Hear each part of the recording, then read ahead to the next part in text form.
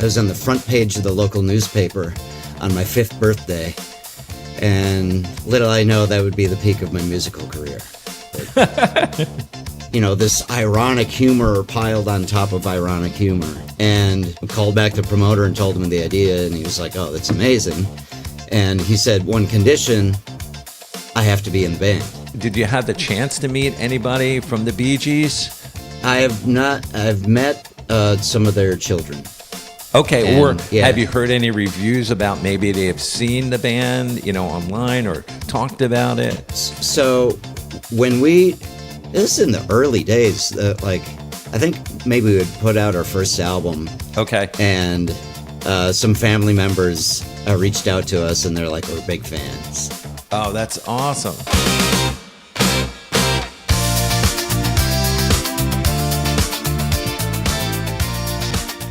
Hey, everybody, welcome to another podcast for Tribute Band Sessions. This one, we have a great guest.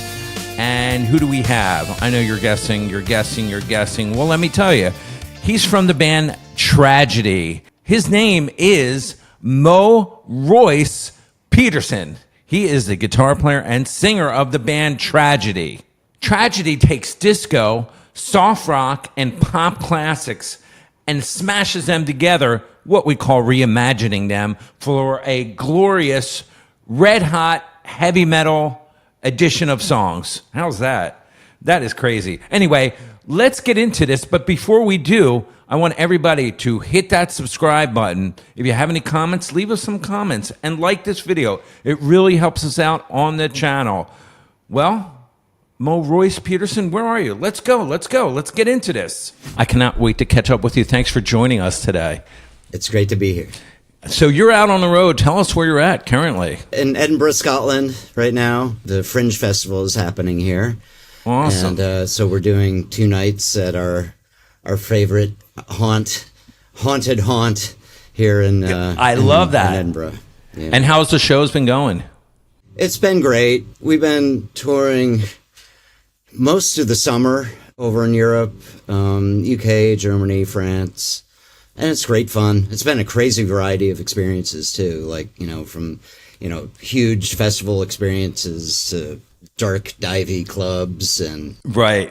It's across the board. Yeah, it's kind of crazy. Keeps us on our toes, but it's great fun. Oh my gosh. Well, I hope the run goes well for you. So first, I have to know your background. Give me a little bit about, like, you know, first of all, where are you guys based out of? Is it all over the place? So everybody's in New York? Yeah. And is that where the band did form in New York? Yep. We started in New York City August of 2007. Wow. And as far as yourself personally, how did you get your start in music? Because I understand that, you know, you transitioned to violin, to piano, to saxophone, and then ultimately guitar. But that's like, first of all, multi-instrumentalist, bravo, that's amazing. But like, how did you transition ultimately to guitar? Was it just something you went to, gravitated towards? Well, yeah, I started in violin when I was 4 years old. I was on the front page of the local newspaper on my 5th birthday, and little I know that would be the peak of my musical career. But then got tired of violin, started playing piano, and then I started playing saxophone. I was frustrated with piano. Like, I think so many kids of my generation were forced into, like, classical or, like, just kind of nursery rhyme kind of stuff. Like, right. You know, it was like no one taught, like, any kind of pop music or contemporary music on the piano when you're getting started, and that was frustrating to me. And I started playing saxophone just like in middle school band class. And my dad had a guitar. He didn't really play, but he had one sitting around, and I picked it up. I was like, this could be fun. And it was that, like, immediately, like, I had my first guitar lesson. I learned 2 chords and all these songs that I could sing along with these 2 chords. And I was like, wow, I can write my own music now. Right. So, like, within, you know, that first week from my first guitar lesson to my second guitar lesson, I probably wrote 10 songs, and there was just no looking back. You know, it was just so fun to do that. And so, like, you can engage instead of, like, sitting there reading music at the piano, or like, just kind of blasting one note at a time with the saxophone, guitar and singing. It was immediately fun. Yeah, that's like same for me. My background, my parents made me play piano at an early age.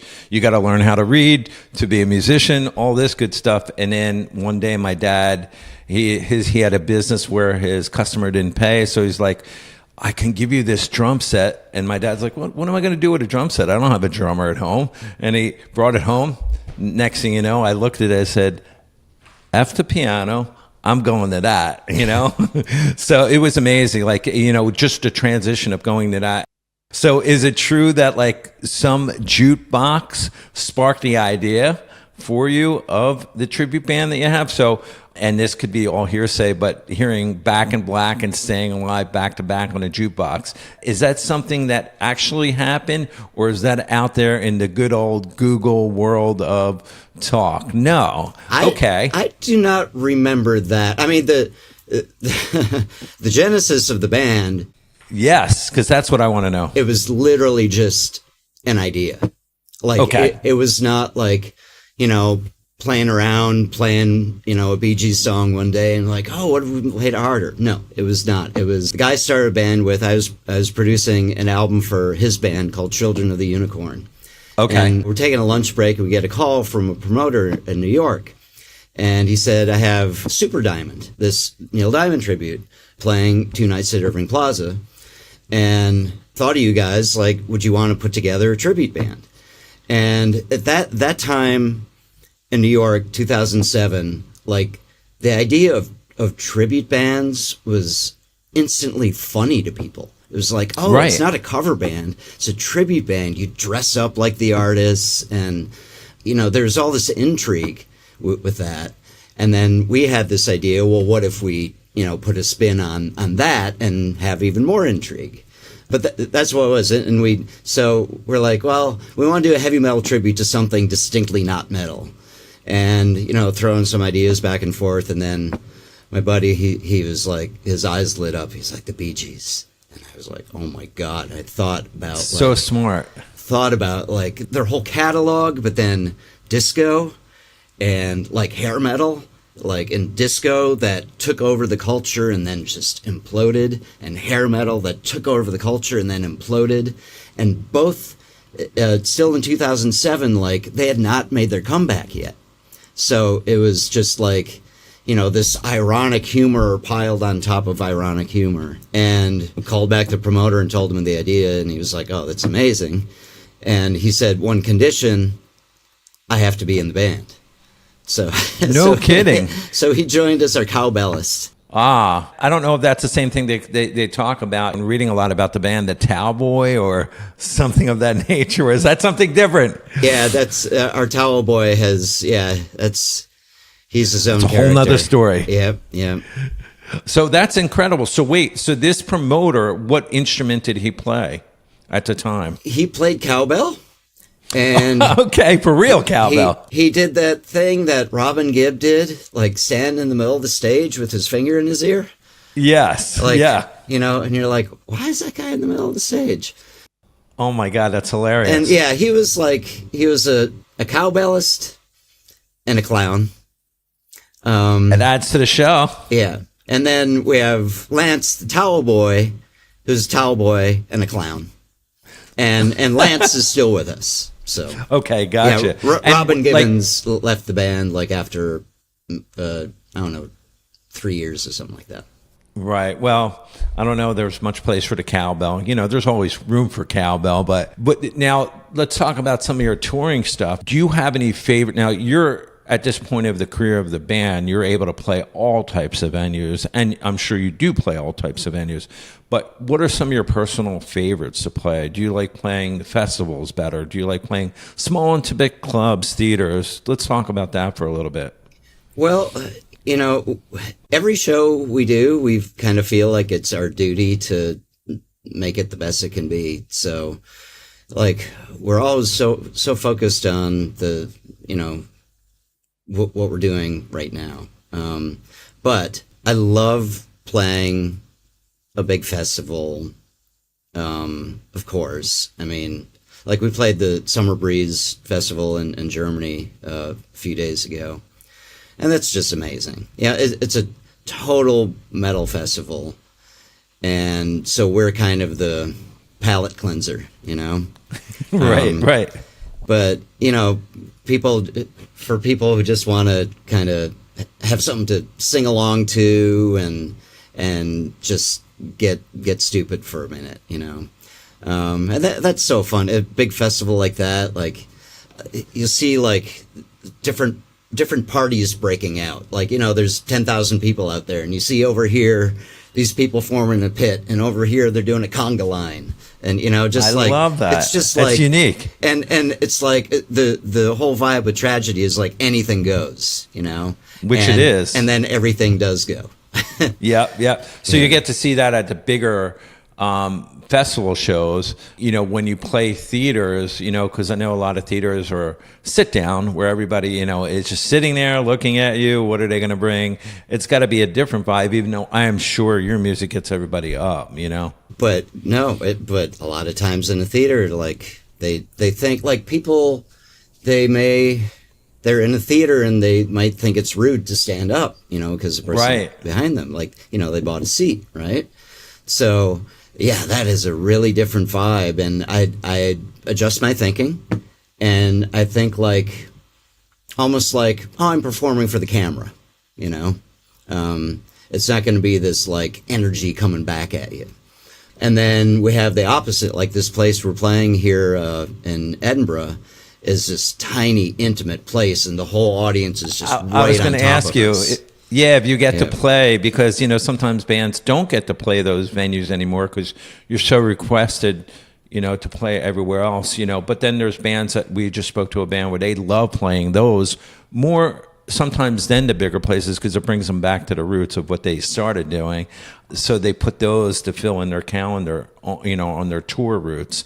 And they just, when I talked to them about it, you could tell that they really just love the interaction because it's small, intimate, and it's probably packed, you know. Yeah, and yeah, it's so immediate, you know, the feeling, you know, you can see everybody, you can, it's just, and I think for them, it's so intense, like, you know, you're putting like 10 gallons of water in a pint glass, you know what I mean? Absolutely. It's just like, whoa, that's a lot of show going on right in my face. It is. You know, it's like I heard, and I don't know whether it happened or not, you know, Metallica was announcing some small show they're doing in New York, a tiny club, you know? And so the question they asked, they said, are you going to be, is it unplugged? Or like, no, it's going to be full volume, really loud. And I was like, that's going to be great, you know? I remember back in the day, I was lucky enough, I saw Kiss in a small, while they were on tour, I made a pit stop. I don't even know why or how I got invited, but it was like a tiny theater, you know, like tiny, like standing room only, full show, you know, and I could feel the flames from the pyro, you know, and I was like, this is awesome, you know, this is like just bringing it back to the roots. And I think from a fan standpoint, it's amazing that they get to see your band, you know, in that kind of like room. As far as like your transition, so you go from the classical field to all that, like what led you down the path of rock music?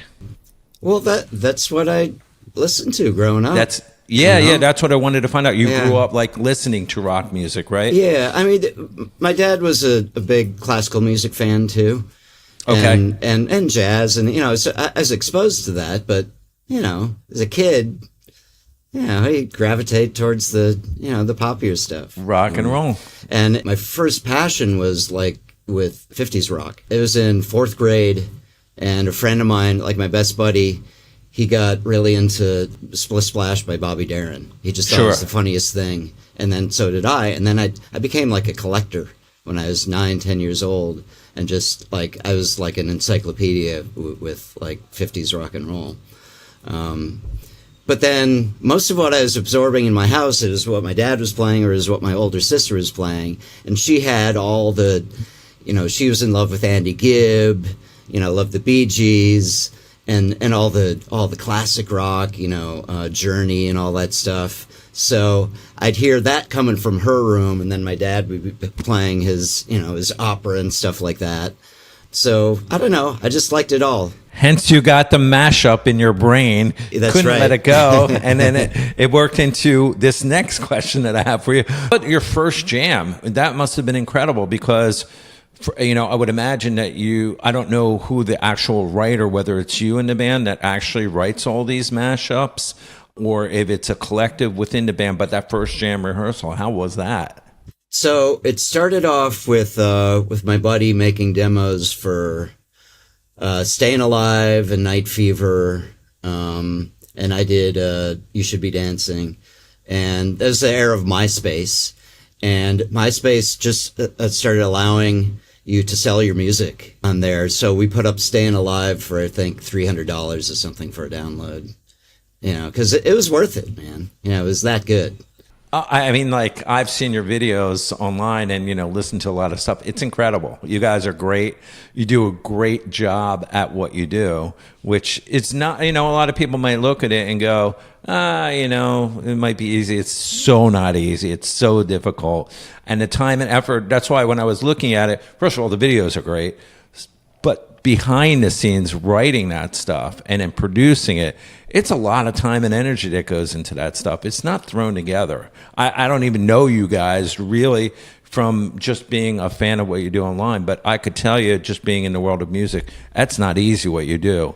And that's a lot of time and effort. I was just curious, like, how it comes about, because every time you sit down at a rehearsal, who's involved in the writing? Does somebody come in with an idea?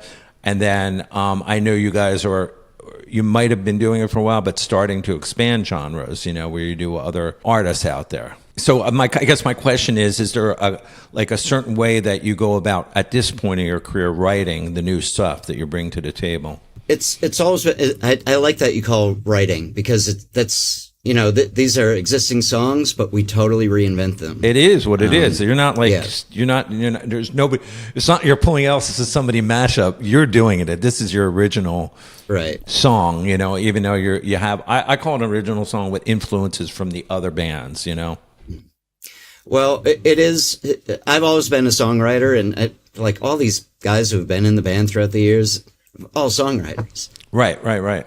And the process is quite similar to when I write original music. Kind of come up with an idea, whether it's a riff or concept or whatever it might be. Usually make a demo. Usually one person makes a demo, kind of get the idea to help form the idea, but then help explain the idea to the other guys in the band. But then sometimes there'll be, pure collaboration, right? Sure. Like the Raining Men, Raining Blood idea came up in a rehearsal session. Drummer is like, that's an idea, just that. Raining Blood, it's Raining Men. And, he was like, you do this part from Raining Blood, and then I was like, okay, well then we could do this riff under the melody of It's Raining Men. So it's very similar to a lot of bands, I think, where it could be like there's someone who really fully writes the arrangement, or the heart of the arrangement. That's most of the stuff, and then there are collaborations, and then beyond the songwriting, like with the whole show and stuff like that, that is all very collaborative. That's that's also, like, I know that you have such unique stage personas. Is that a reflection, when you were building all that, of your real life? Is it a total character, or is there any influence from your real life? Our old drummer used to describe our tragedy characters as the rock stars we wished we were. Got it.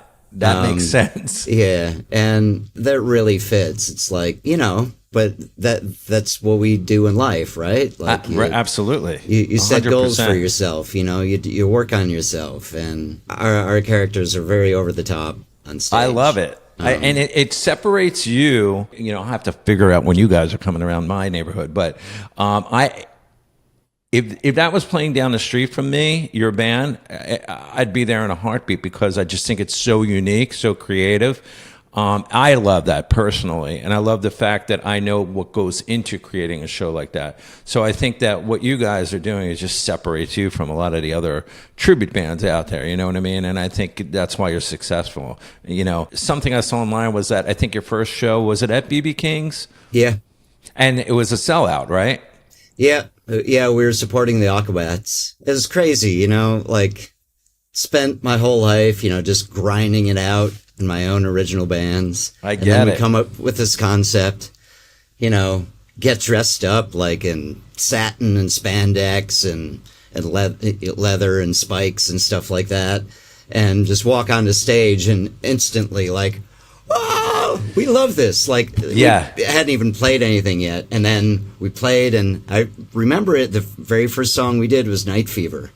And I remember watching people like, wait, what is this? It seems familiar. And then hit the chorus and like, oh my God, I get it. It's awesome. No, I love that. Remember, my friend took me early on to, it was before Steel Panther was Steel Panther. They were called something else. I forget the name of the band. Yeah, they Metal Shop. Or, yeah, Metal Shop. That's who it was. Yeah. So when he took me, he said, we're going to the show. He didn't really tell me what it was. I walked in. They started playing. I'm like, what is going on here? You know? And then the whole thing, they had the whole routine down, even back then. And, you know, my friend was a major sound guy for like the House of Blues, so he knew everything was going on. So he was kind of like laughing at me that I wasn't aware of this band, and I didn't know what I was going to see.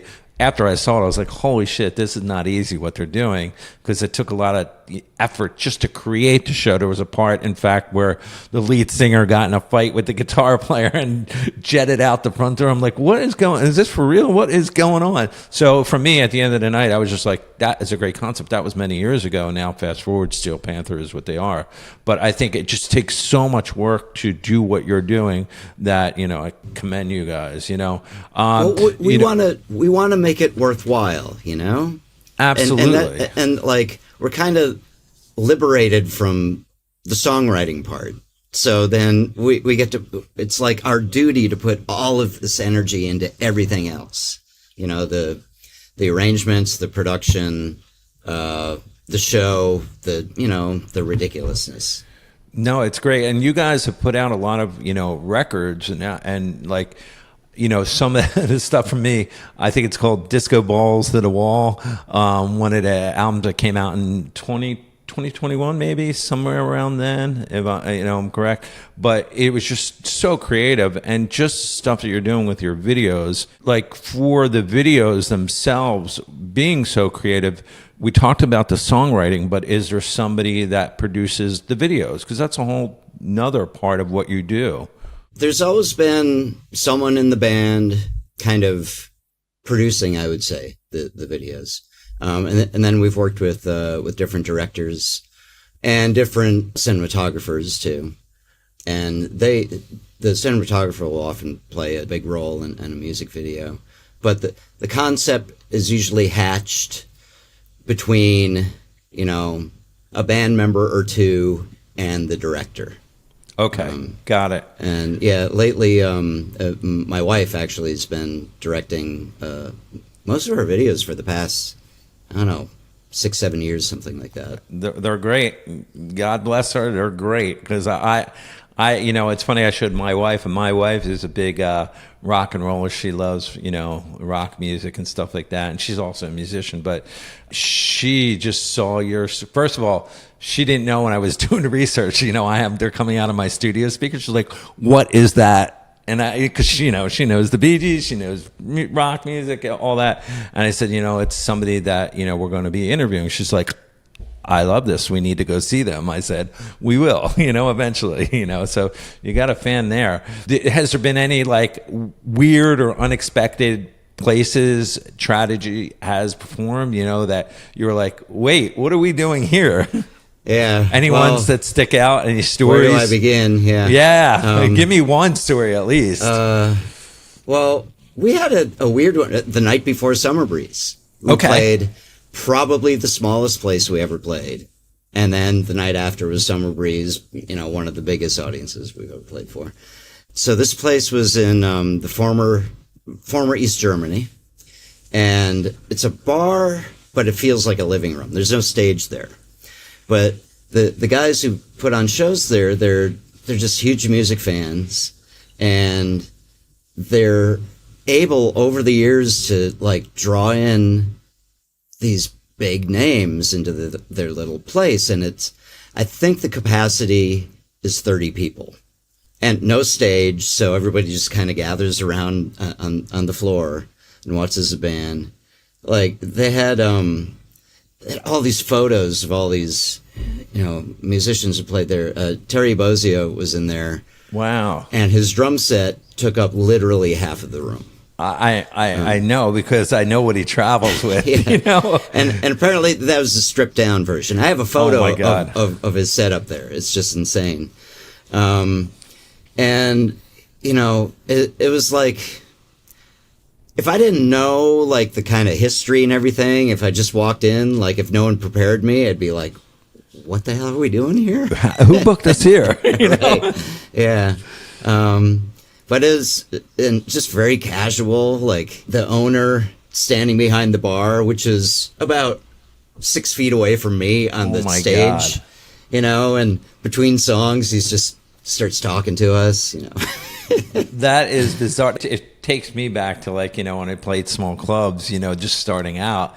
And it's just that, the vibe of exactly what you described, club owners there, or if somebody is in your ear, even a fan to the side, just yelling stuff at you. It's the uncontrollable stuff. But sometimes you have the best shows there too, It was fun. I wouldn't trade it for the other stuff we do. Yeah, no, I get it. But it was a memorable experience. What does like a typical day on tour for you guys look like? Like, do you have like, I'm sure every place is different, but you have your typical sound check, your downtime, and the chaos of getting ready for the show. Is it like every day is different for you guys? It depends on the tour. In the summertime, we have just all these, a whole variety of experiences and then different countries and everything. A typical tour would be, usually we tour in a van. And then with that, the days really blend together because it's so similar. Like, start off in the hotel, get in the van around, checkout time or, 11 or 12 or something like that. Drive a few hours, get to the show, unload, set up, sound check, maybe have a little something to eat, and next thing you know, it's showtime. The highlight of the day. Sure. Yeah. And then after the show, like sell some merch, hang out with some people, chat. You guys do meet and greets and stuff like that? Yeah, I mean, we don't even do like the official meet and greets. Okay. Generally. Yeah, but we just love talking to people. I mean, that's a big part of the experience for us. I guess that's what I mean more. You get to interact with your fans and stuff like that after the show or before the show. So we don't get to see much other than like, venue, hotel, maybe a little bit of what's around the hotel or the venue. Sure.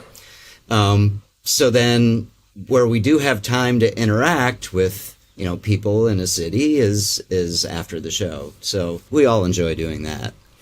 And do you guys travel with a crew? Do you have a crew with you? Usually not. Sometimes we do. Like when we tour in Europe, we usually have a driver who will do merch and stuff like that. That's kind of where we're at now. Like we don't travel with like a drum tech, guitar tech, but we usually do travel with a merch person.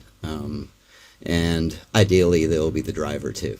Yeah, I would imagine it just, it gets to be, first of all, touring is so expensive in and of itself. But then if you start adding on more and more people, it just gets to be, you price yourself out, so keeping it more confined to you guys, and probably it's easier to manage, so I totally get that. When you travel like on tour, do you have like a rider that says you need a certain light show? Obviously you have your costumes that you travel with. Do you use any stage effects or anything like that? Yeah, for our technical rider, it's pretty much just like minimum requirements for the stage. We travel with our own monitor console and all our own microphones. So we're really self-sufficient like that. And as far as like lighting stuff, we don't, we have like some backdrops, but we don't travel with any lighting rig. Our towel boy likes to set off confetti cannons and bubble guns and stuff like that. That adds to the show. Yep. You know, I think that and listen, anything above and beyond, you know, than just performing. And first of all, you have so much more going on than just say a typical band that just walks out and starts playing the songs. You know, you have the look going on, the personas, and then first of all, the writing of the songs. You know, that's amazing. But if you add the different things, you know, I think it adds to the show. Have you noticed a big difference between the States fans and, you know, overseas? I can generalize. The UK, it's like it connects automatically with so many people here. I just think, like, you know, the music that we're doing and referencing and all that is, you know, it's got to be a part of your DNA. That's what we're playing off of, right? Like, you know, here's, you know, these songs that you've heard all your life, maybe you never even paid attention to them, but they're just part of your DNA. And then, you know, and then we riff on it. And in the UK, yeah, it's just like all of it connects, like the humor. There's not a language barrier like there can be in some other countries. And just like, I feel like, you know, per capita, like rock and roll is just more part of people's lives in the UK than anywhere else, including the US. The US, there's a great audience for it. But then there's a lot of people who just, they're tuned into some other kind of music. Got it. And so, and then it's also like just a really big country. So it's like, it's harder for us to tour in the US. Like we can see, like we can look at our metrics and stuff like on our social media and Spotify and stuff like that and see like, oh yeah, you know, we have 5 times as many followers in the US than the UK, but reaching them is harder. So yeah, UK is really nice for us. I love the UK, and I think I was actually just in the UK, so I get it because, you know, I try to go to some clubs there just to see, you know, what was about music clubs. And yeah, the way they appreciate rock and roll is just, you know, it's a little bit, I think, different. You know, the United States, the at least in my opinion, some of the club scene has changed a little bit, or you know, the theater scene. It's become more, for tribute bands, more theater, you know, where they're playing a lot of the small theaters and stuff like that. But yeah, I do think they appreciate rock and roll and stuff that you're doing, you know, where it's a crossover, you know, rock and roll, disco and all that. You know, you can feel they appreciate it a little bit better. But you know, I'm sure every room is different. How many dates now is the band doing? Because, you know, you've been around for a little bit. Is it increasing every year, or do you like to keep it a certain amount of dates? Because my second part of this question is everybody in the band, I'm sure, has lives outside of tragedy that they either do, you know, their solo careers, they're writing. I believe, I'm not sure if I'm correct on this, you even have a record label of your own. That you put out stuff, but I'm sure everybody has. Okay. I used to, yeah. But everybody has their other stuff that's going on. So how do you make it a priority for tragedy and the way you book dates? So first question is, how many dates does the band do, a year? We do about 100 shows a year. Okay. Yeah. And then we're on the road, 120, 130 days a year, something like that. And how do you balance that? Like the life of, hey, I'm doing this other project. Is it this band first, then everything else is second? And that's like a known in the band? Yeah, I mean, this band is by far the busiest for all of us. So, yeah, like the other musical projects we do, those are kind of scheduled around Tragedy's schedule. Okay, got it. So you guys are busy. That's a lot of dates to do, and I'm sure that it keeps growing. Is there like a vision for the next 5 to 10 years for the band? Do you plan on doing some different stuff, going into different areas?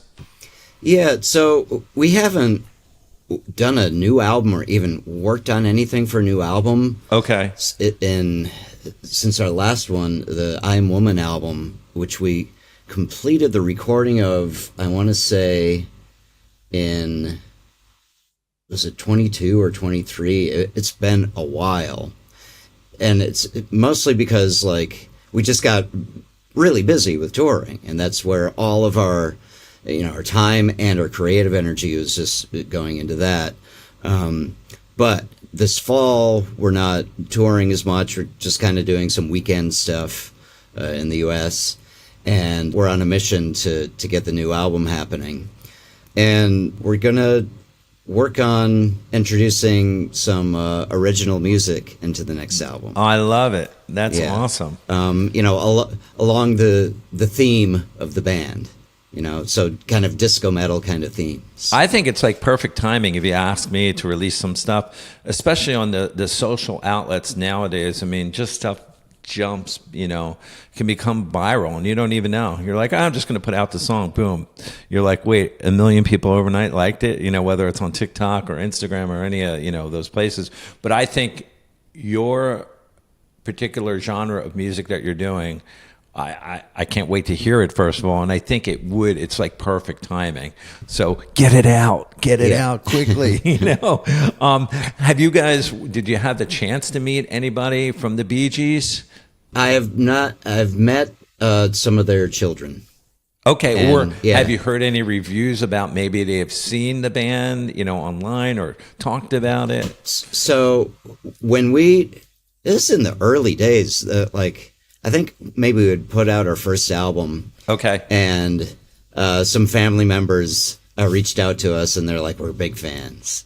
Oh, that's awesome. Yeah, it was really cool. And then Stephen Gibb, Barry's son, he's a metalhead. He's a great metal guitarist. And we talked to him about collaborating potentially. Yeah, I was going to say maybe get him on some shows or on the project or on the original stuff. You guys need to go on Recording Criteria, where it all started for the Bee Gees. That would be fun. But you guys are in New York. There's a million studios, and you probably have you guys. Do you have your own studio that you work out of?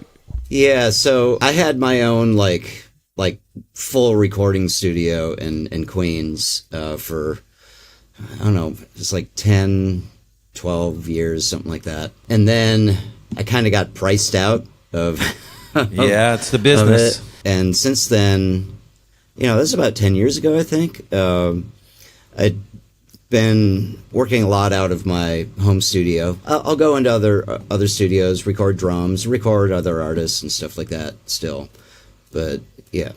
You get to work in some different studios. How about touring? Is there any could you see your band doing a national tour with another band? Is there a list that you guys go, hey, maybe we can get these guys involved with a tour, or do I want to say Steel Panther, but anything like that where you could do a tour together? Yeah, we're in the world's smallest genre of comedy metal. Right. There's Steel Panther, toured the U.S. with them. There's Nanowar of Steel from Italy. We toured U.S. and Europe with them. Tenacious D. There's a big one right there. Yeah, if they reform. Yeah. But we're always looking for like-minded artists. Like I said, it's the world's smallest genre. But you definitely have a name, and you even get, I think it was Bruce Dickinson recommended you guys, or gave the stamp of approval, or wrote something online. I'm not even sure where it came from. He was, when he had his radio show. He got wind of us and played us on the show and talked about us. So yeah, that's right there. I mean, for me, that's amazing. See, I mean, you guys I think you just need to keep going and keep expanding the brand. And, I love what I see. How about so we have for the audience, a lot of younger musicians that are trying to get into, because tribute scene has just blown up, as over the last 10 years. But I think it's becoming, from the standpoint, more competitive, where it's not let me just go do Journey songs, throw on a Journey shirt, because now there's 100 Journey bands, or Van Halen or whatever. So from your, looking out at the scene, what kind of advice would you give for a young musician who goes, hey, I want to start a tribute band and, I want it to be successful? What does that look like for advice for somebody young starting out? Well, we do travel a lot in tribute band circles. In fact, we've played a couple festivals here that are all tribute bands. Okay. We're coming at it from a different place, Absolutely. And so many tribute bands, like if you want to be good at it, like there's some that are just really next level kind of amazing, right? Sure. Most tribute bands, they kind of play some bars and stuff like that, right? And then the ones that get bigger and better, they move on to theaters and stuff like that. And the thing that I see in common with the best tribute bands is, well, really sounding great, but look the part. Really, absolutely. Really look the part. Like, dress for it, act like it, make people feel like they're at a concert of that band that you're doing. Yeah, that's like when we had another tribute band on, they said the same exact thing. They were like, people are paying money to come see us. They want to experience something, you know what I mean? And not just like, hey, I just got out of the dressing room in the same clothes I got out of my car. I threw on my guitar and I just played you a show of cover songs, They want, to put on a show, and they said they want to make sure they're giving them a show they think was worth the money that they paid, So exactly what you said, they're, a different type of band, but, they look the part. They make sure they sound it. They even said they're seeing, and they do a similar thing like festivals where you get to see other tribute bands, and they're saying they're seeing even some of the bands bring production, like it could be screens in the back of them or a light show that they travel with, whatever fits their particular band. But it's not just like, I'm just showing up to, clock it in, It's really, they're thinking about the show. So you're right. I think that younger musicians starting out have to put the work into it, in order to compete or be successful, in that world. Yeah. I mean, it's a show, and it's a show that people have seen, right? They know what the original band looks like and what it feels like watching them. You got to deliver that experience along with the sound of it. Yeah, I totally agree. Well, time has flown, and I cannot believe it. I have to do a part 2 with you, with another co-host, so they can field some questions to you. And I'm looking at my list. I don't even have enough time to ask you everything I wanted to ask. That's why this has been great, by the way. And that's why I have to do a part 2 with you. If you're up to it, you can bring on another band member. Is there anything you want to promote? Anything personally, or is there anything about the band, or, how about where everybody can find the band? And we'll list everything in the description, but maybe you could tell everybody. Yeah, all our socials and our website, it's Let's Make Tragedy Happen. Everybody, you need to check this band out, and you better. That's all I'm saying. And this has been great. I really appreciate your time. Hang on, don't go anywhere, and we're going to get you for a part 2. Okay. Thanks for listening to Tribute Band Sessions podcast. Please don't forget to subscribe, like, and drop a comment. Want more info? Sign up to our mailing list at tributebandsessions.com. It's the best way to stay in the loop on upcoming episodes, special guests, and behind-the-scenes stories, and all things tribute bands. And don't forget to follow us on all our socials at Tribute Band Sessions. Thanks for watching.